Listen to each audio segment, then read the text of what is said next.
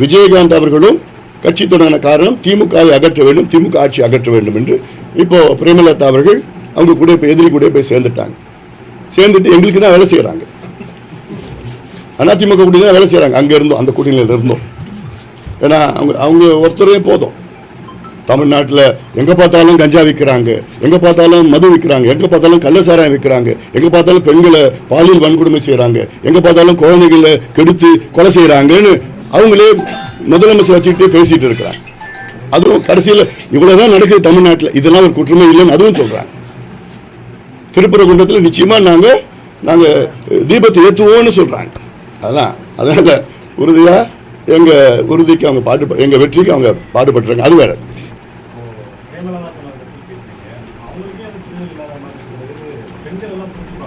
எல்லாம் புரிஞ்சுக்கிட்டாங்க, அவங்க மட்டும்தான் புரிஞ்சுக்கல, மற்ற எல்லாமே புரிஞ்சுக்கிட்டாங்க. இது எல்லாத்தையும் கிராமத்தில் பேச ஆரம்பிச்சிட்டாங்க.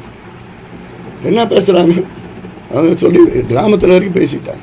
முதல்ல என்னன்னா விஜயகாந்த் அவருடைய ஆத்மா மன்னிக்காது.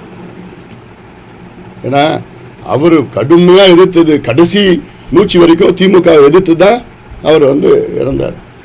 ஆனால் அப்படிப்பட்டதில் அந்த யார் அவருடைய எதிரியோ அவங்க எதிரிகிட்ட போய் சேர்றது அதெல்லாம் நியாயம் இல்லாதது. அது அவங்க கட்சிகளுக்கே தெரியுது, பொதுமக்களுக்கும் தெரியுது.